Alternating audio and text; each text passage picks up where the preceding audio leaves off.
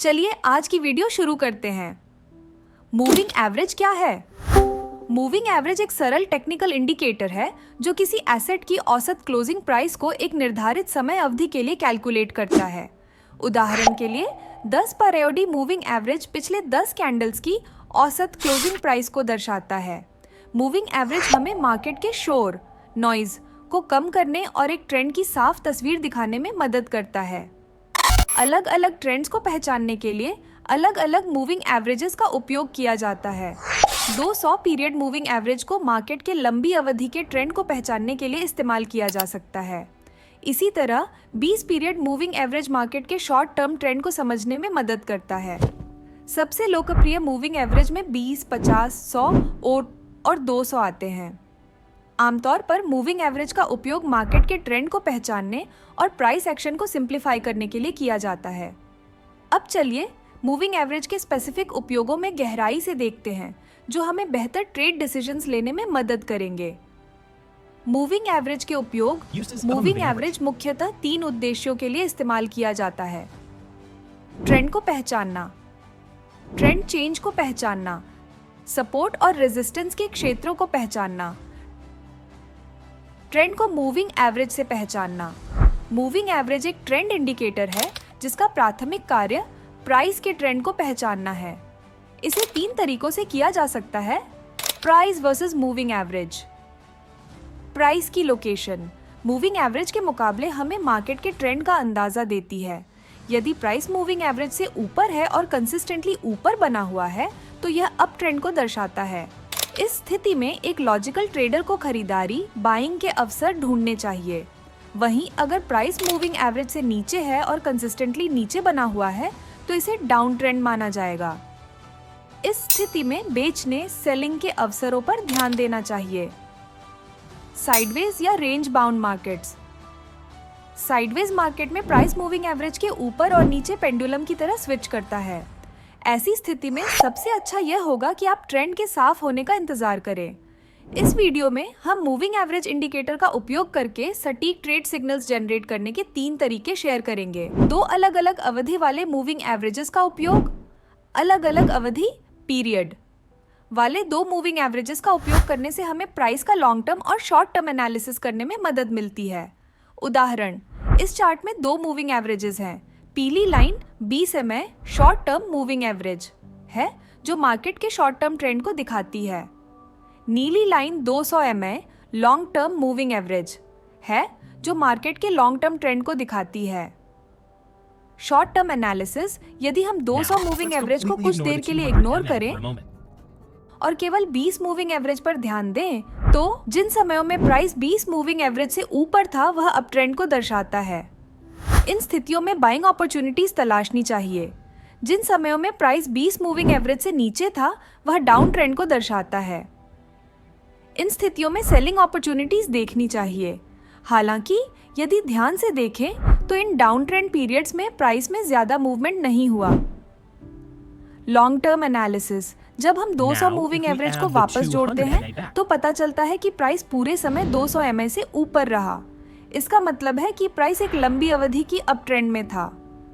इस जानकारी के आधार पर कहा जा सकता है कि इस दौरान सेलिंग करना रिस्की होता क्योंकि यह लॉन्ग टर्म ट्रेंड के खिलाफ होता। साइडवेज ट्रेंड का विश्लेषण। एक और उदाहरण में जब हम चार्ट के एक सेक्शन को जूम करते हैं तो देखते हैं कि प्राइस लंबे समय तक 20 MA के आसपास घूम रहा था। इसका मतलब है कि प्राइस एक शॉर्ट टर्म साइडवेज ट्रेंड में था, लेकिन साथ ही प्राइस पूरे समय 200 MA से ऊपर था जो दर्शाता है कि प्राइस एक लंबी अवधि के अप ट्रेंड में था। ऐसी स्थिति में अवॉइड ट्रेडिंग अगर साइडवेज मूवमेंट ज्यादा है। बाय अपॉर्चुनिटीज, रेंज के निचले हिस्से में बाय ट्रेड्स करें। अवॉइड सेल ट्रेड्स, रेंज के ऊपरी हिस्से में सेल ट्रेड्स न करें क्योंकि यह लॉन्ग टर्म ट्रेंड के खिलाफ होगा। मूविंग एवरेजेस का उपयोग, 2 मूविंग एवरेजेस का उपयोग आपको बेहतर ट्रेड्स नहीं देगा, लेकिन यह आपको खराब ट्रेड से बचने में मदद करेगा। मूविंग एवरेज की स्लोप, मूविंग एवरेज की स्लोप ढलान भी ट्रेंड की स्ट्रेंथ का अच्छा संकेत देती है। अप ट्रेंड, मजबूत अप ट्रेंड में MA की ढलान तेज, स्टीप होती है, लगभग 45 डिग्री के एंगल पर। कमजोर अप ट्रेंड में MA की ढलान हल्की, जेंटल होती है।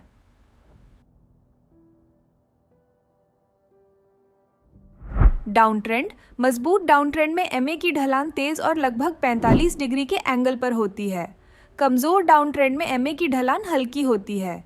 इस जानकारी का उपयोग स्ट्रॉन्ग ट्रेंड्स। अगर ट्रेंड मजबूत है तो हम एंट्री में अधिक एग्रेसिव हो सकते हैं। वीक ट्रेंड्स, अगर ट्रेंड कमजोर है तो हमें सतर्क रहना चाहिए। ट्रेड्स में सतर्कता। लार्ज और स्मॉल मूविंग एवरेजेस का उपयोग मार्केट के ट्रेंड को समझने का एक और तरीका है दो मूविंग एवरेजेस का उपयोग करना और उनकी पोजीशंस को देखना। उदाहरण के लिए हमने चार्ट पर 50 एमए, छोटा एमए और 200 एमए, बड़ा एमए प्लॉट किया है। जब छोटा एमए बड़ा एमए के ऊपर हो तो इसे अप ट्रेंड माना जाता है। इस स्थिति में हमें बाइंग अपॉर्चुनिटीज देखनी चाहिए।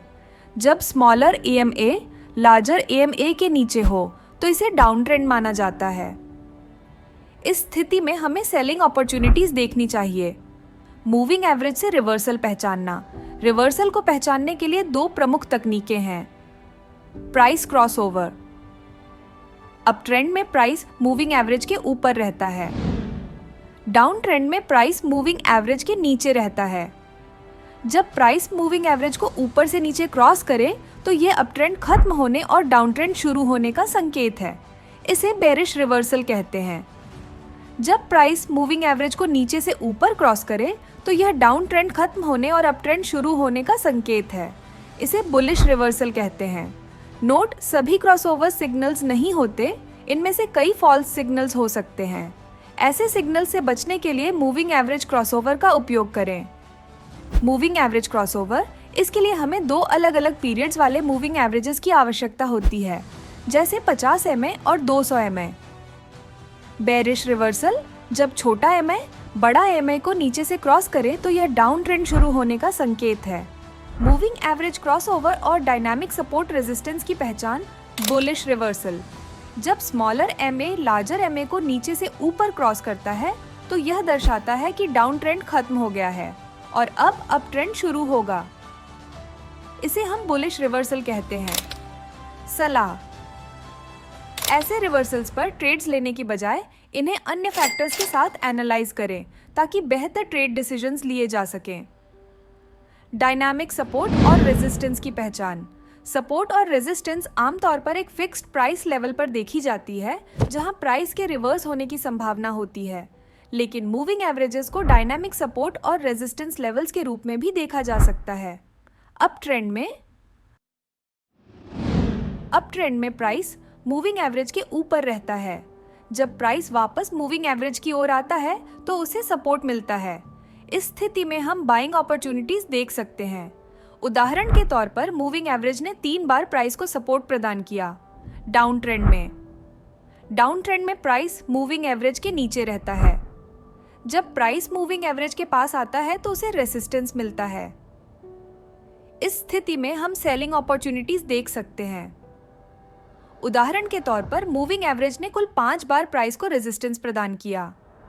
निष्कर्ष, इस वीडियो में आपने मूविंग एवरेज इंडिकेटर का उपयोग समझा ट्रेंड और रिवर्सल पहचानने के लिए, डायनामिक सपोर्ट और रेजिस्टेंस लेवल्स के लिए।